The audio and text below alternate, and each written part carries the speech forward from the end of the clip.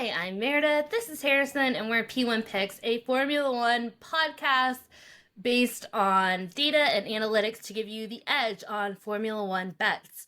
We are the night before Monaco, and for a betting podcast based on data and analytics, this is kind of the outlier of the season, I would say. What are your thoughts, Harrison? I feel like everything that we saw today was crazy in a way. One car has qualified on pole every single race this season, and he's no longer there. And that's not the opening of the podcast. Like, what's the big deal? Like, Max is no longer on top. We now have a championship. Yeah. The more important piece that I want to talk about for my betting fanatics on this podcast is, what did we learn? Yeah. What did we learn overall, and what did we learn today? I think that Monaco has further proved the point that we brought up going into Imola, which is this is either going to become a race, a team race, a driver race throughout the season. Are we going to have a championship, or is this going to be the Max show for the fourth straight year, right? And I think what Monaco has taught us is that a P6 start for Verstappen, a P18 start for another Red Bull, the notoriously best car on the grid for several races now, is signs that times are changing. And I think Leclerc, he absolutely killed it today, but the Verstappen part of it is a great place to start. If you don't mind, I'm going to drop in and share my screen. Go for it. We're going to go for a deep dive today. Let's do it. One thing that we want to call out today, and every time you're seeing a Formula One qualifying session, our goal is to be learning something, right? Every track we're learning, and the more that we learn, the more that we're able to beat Vegas and find betting value. And I think today we learned something super important about the car that's been on pole every single time, right? We've had 7 different racetracks. The Red Bull has been on pole on 6 of them. When we come to the 7th track, he doesn't qualify on pole. Why, right? Let's really dive into this. Max has a great quote here. He says, I struggled because in the second sector, I couldn't touch any curbs, right? Anytime I touch a curb, I upset the car too much. People have always talked about and accused of Red Bull of running a really stiff suspension. That means anytime the car is upset laterally, anytime it hits a bump, you're losing a lot of grip. You're losing a lot of downforce. And we know that going into Imola, Red Bull was on the back foot, right? They were 7/10 back in FP1. They were 6/10 back in FP2. They were struggling to get the car in a good place. So, look what Max says. He says, hey, we were struggling like we were, I take this to mean, we were struggling like we were struggling in Imola. Here's what we learned, right? We learned to go softer on the suspension, right? By going softer on the suspension, it means that we have more, the car has a better ability to handle those bumps and that yaw angle as I'm rotating through those curb strikes. But unfortunately, it just felt like he was running a go-kart without the suspension, right? So it seems like we have a fundamental Red Bull problem. Whenever they go too soft on the suspension, the car is too jelly. It doesn't seem like it's rotating like Max wants it to. And if they go too stiff on the suspension, if they go away from where the car naturally wants to be with a really stiff suspension, they're not able to hit curbs and they're not able to hit bumps. So I think what we can take from this is, let's already look to Singapore, right? In Singapore in September, we know the Racing Bull is going to struggle, right? What other tracks? Baku, right? Baku we know is a track where, especially the first sector, you need to be able to hit those bumps to be able to find lap time. We know that they weren't that far ahead in Baku this year. So I think whenever we get to street circuits, especially street circuits where curbs are going to be able to help you find lap time, potentially Red Bull is going to struggle, right? And I think Max says something super important here. You know, he knows in the past we've always had a car advantage, right? So it gets masked a little bit in the corners and the bumps because they might have always been a problem, right? They might have been struggling in 2022 and 2023, but the car was so fast you couldn't really catch it. Now the issue is everyone's catching up, right? People are being able to find the weak points, and I think this RB20 has a very clear weak point. Max and Red Bull cannot get this car to go over bumps, and it struggles to rotate in slow speed corners. I think they'll be back strong in a strong position in Canada, but when we look to circuits like Baku, when we look to circuits like Singapore, when we look to those street circuits, potentially Vegas, we know that Red Bull is going to be struggling more than they struggled last year. And this is the first time that we've seen this. So from a betting perspective, we are learning potentially before Vegas does. So we need to be able to take this betting value, this fact that we know that Red Bull's going to struggle in Singapore, Red Bull's going to struggle in Vegas, and think about total win seasons, total wins for Max as we go through the rest of the year. I think Yeah. Canada is going to be a really interesting race as we go back to a more traditional racetrack. What happens, right? But Yeah. we I learned think something today. Yeah, we definitely learned something today. And I think the point here is that Monaco is an outlier in just about every sense of the word, but it does kind of prove what we thought to possibly be true after we saw Lando win Miami, after we saw Lando literally like maybe a lap or two more potentially catch up with that Red Bull, shrink that win time that we have seen upwards of 22 25 seconds, which just seems insane. We're talking about Formula 1 has disappeared. And not only that, in a track like Monaco, it's so interesting because as we look at the top 10, we had Leclerc, Piastri, Sainz, Norris, Russell, Verstappen in P6, then Hamilton, who had run really well. He had some interesting comments after the qualifying session today.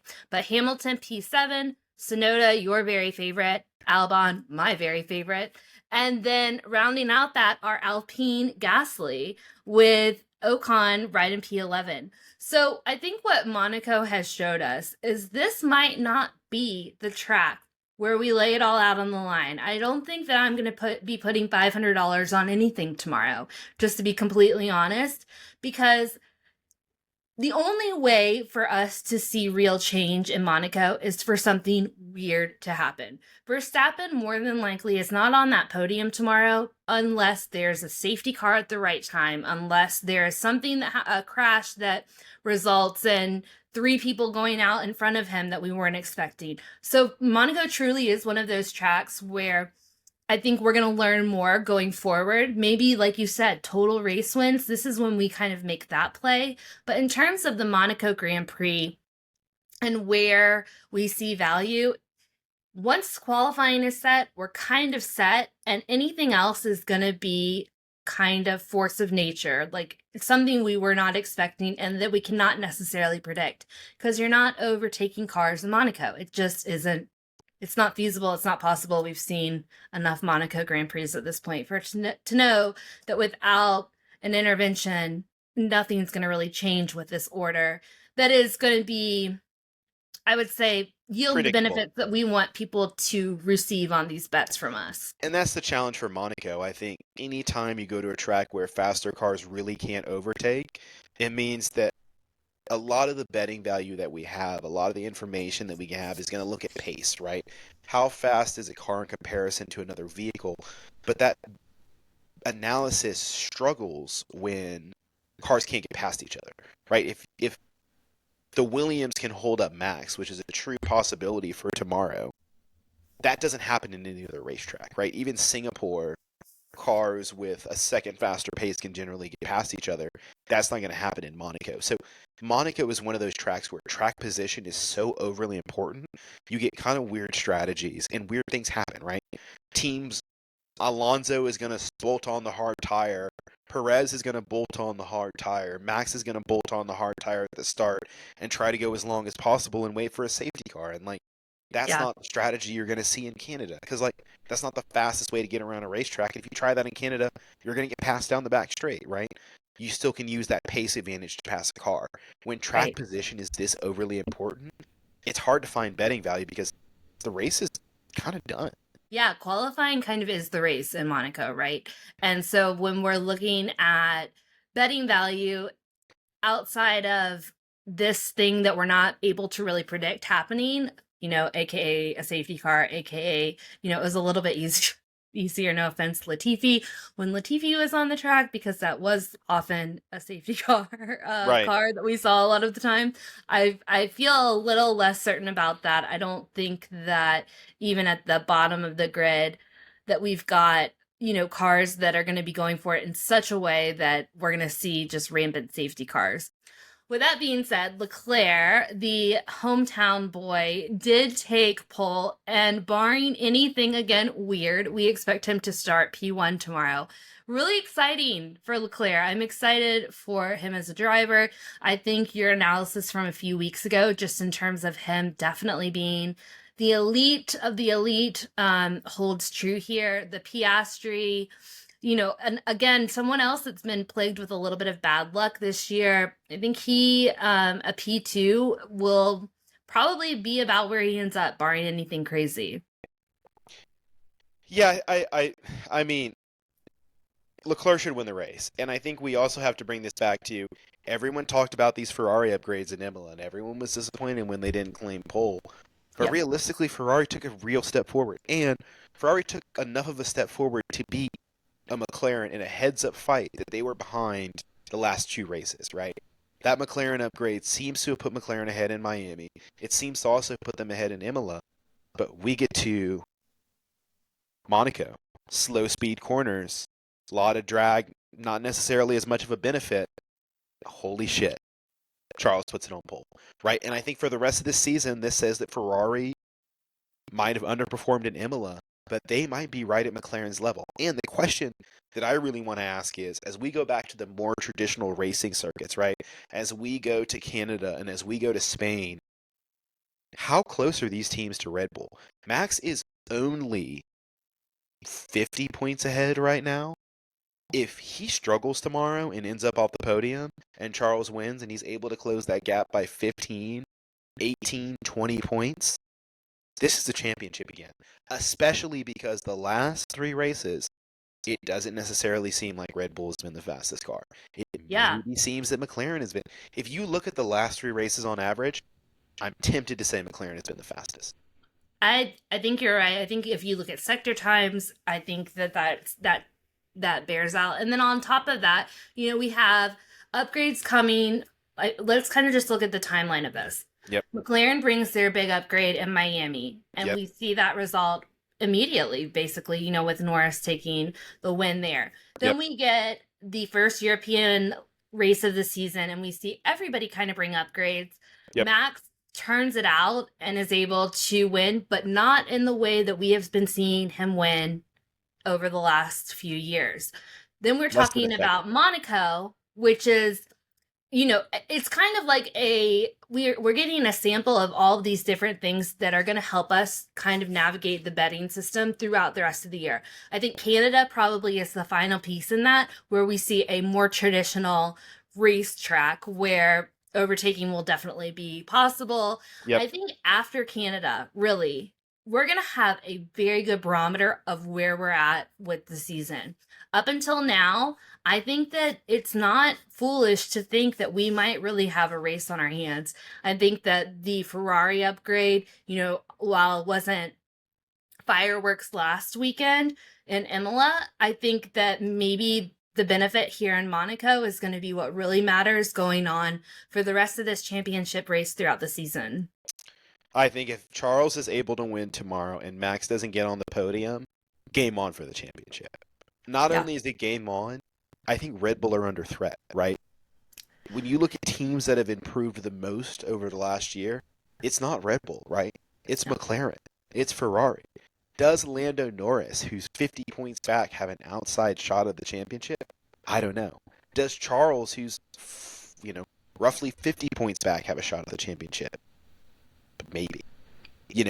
One more mistake from Red Bull, one more DNF, and Max really has to fight for this championship in a way that we just haven't seen Red Bull under pressure. And like I'll say for the people that love to bet out there, we have learned something this weekend, right? We have learned that Red Bull has a weakness. They have a chink in their armor. They struggle on these tracks. But I'm also think they're going to be strong in Canada. Max is going to be right back there on their traditional race circuits. And so we have the tendency post-Miami to undervalue Red Bull in the next race.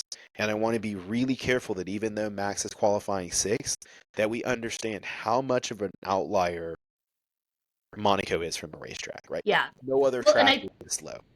I think the other part of that too is, it has very much been Max and then Max. Not so much Max and Perez and being able to strategize that way. The top four of tomorrow's race goes Leclerc, Piastri, Sainz, Norris. That is Ferrari, McLaren. So when we're talking about strategy and just overall advantages, things that you can kind of do to make your path a little bit easier, I don't think there's been a race this season where I thought that Perez is going to be more of a benefit than a potential, not benefit. I mean, Not to in a be way, rude. Perez was the canary in the coal mine, right? Right. Perez is really showing that when Red Bull have a bad day, he has the potential to be nowhere. Nowhere. He really struggled in Imola. He almost took out Max in Miami on turn one, right? These last three races for Sergio, P18 today, Yeah. not great. And And I mean, Sergio's really under pressure now. yeah, I think, Perez moving up to 16 because the Haas situation maybe gives him a little bit more, but really we're talking about this transformational prodigy of a driver, Verstappen, who, let's please make sure that we appreciate this man as he has done all that he has done, but also been in a very superior car. All of those advantages in terms of him being just this exceptional driver, in terms of the car being exceptional in a way that has not even been able to been really caught up with or challenged, those seem and appear to be out the window. Yep. So I think, again, Canada is going to kind of be the final frontier of like, what are we actually seeing here? Monaco, in terms of betting, again, gets a little bit, it's just not where I'm going to put $500. That's all I'm going to say on that. I think that there are some places of value, but this race is such an outlier. So again, Max being P6 here, we could turn around to Canada in a few weeks and him be P1 and all be right in the world. But I think it is definitely going to be more of a challenge. And just remember that the team of Ferrari, the team of McLaren drivers have each other to bounce off of. And that could really be pivotal in this race overall in 2024. Yeah, and I think we're going to need to start to look at, especially after tomorrow, what does the Constructors' Championship look like? Does Ferrari have a chance to catch up to Red Bull? Because they're not as far out as we think they are. And so, that's a great point. Great point. Constructors' Championship, I think when you're looking at betting value without Max, I think when you're looking at P2 in the race, tomorrow has the chance to really change the season in a way that Monaco normally doesn't, because people with the fastest car normally show up and win in Monaco. And right now, we don't know who has the fastest car. We don't. And that's unlike anything probably since the start of 2022. Even before testing 2022. We started to know the Red Bull was quick, but now everybody's caught up. Now everybody is understanding how they develop their downforce. And the cost cap probably means that they're not able to upgrade the car and spend in all these, crazy ways with Adrian Newey leaving. How good is that aerodynamic department? Really? Really? They've always claimed that Adrian Newey didn't do that much and he was just a technical advisor. Okay, well, the car looks like shit right now. The car does not look great. Okay, Harrison, before we go here, Yep. We've got Monaco. We've got it in less than 12 hours. Yep. So are there any bets that you feel comfortable putting some money down on? Or is this going to be one of those times where we kind of look at the surroundings and we use this weekend really as a learning ground? I think what we wanted to look at going into the weekend was Alonso P6. He's going to struggle unless the strategy really comes to him tomorrow. We did call Max to qualify first and Max to win. That's torpedoed. I still think Ocon has a chance to finish in the points at P11. Ocon finishes in the points and people put $40 down on every bet. You still got the opportunity to win. You still got the opportunity to win 60 back and 100. So you'd still be down about $40 for the weekend. So I think the primary focus now is I want to see Ocon pull that car into the points. The surprise here is that Hülkenberg and Haas were disqualified when he was potentially starting P12. I think Haas starting P12, Ocon starting P11. There's a chance you cook there. One or two cars are in the points. I think now the hope is we really need Ocon to finish in the points I think that line has moved a little bit Yeah. to Ocon in the points to -135. So I think there's a little bit more value in the Ocon. I think people have obviously seen that he's strong, but yeah, the biggest focus is going to be Ocon dragging that corner of the points means that we at least got one of our bets right for this weekend, and hopefully something crazy happens with Alonso, or Hulkenberg's able to run a great strategy and kind of put that car into the points again, which you never know around Monaco, man. You never know if people are going to run long, if there's a safety car at the wrong time. So Yeah, I think so for our P10 bet, because this is one we'll do regardless every yep, week. Who do you see in P10 tomorrow? I think Ocon gains his position. I think my boy Ocon's P10. All right, I'm gonna go with Alex Albon. Okay, think he the slides back. I think he might slide back. I think though he's not going to slide back so far that we're going to see him in P12, P13. I think he'll still end up in the points. I think P10 makes me feel better than P9, Okay, honestly, just based on performance. But I don't think he's going to fall that far. That Williams this week has looked better. And one of the things I heard on the broadcast was, Monaco is where being a good driver really matters, which I mean sounds so basic, right? But I think that Albon, I think this is a track that suits well for him. I think he is brave when it comes to the curbs. I think it's going towards the wall. I think we've just seen him do well enough to where I think P10 is definitely within reach, and I find him to be one of the better drivers regardless of equipment.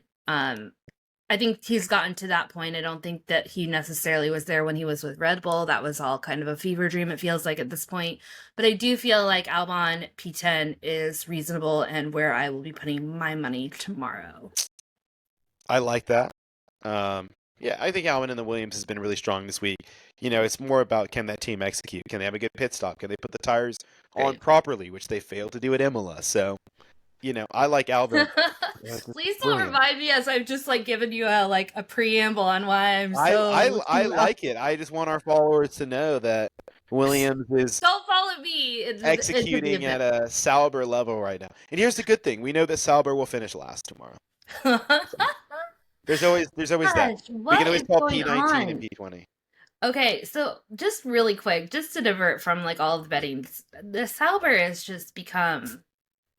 I don't understand I'm that not sure that they're investing the right amount of money, knowing that Audi is somebody's gonna coming take next over. year, and it just seems That feels like like it has to be it because it just they are a black hole in a way since been a Formula One, even in the dark days of Williams when we had George Russell crying because he got a point. If you'll remember back in the I day. mean, yeah, Williams really, really struggled, but Sauber is struggling more now. Sauber's an Sauber's struggling. afterthought.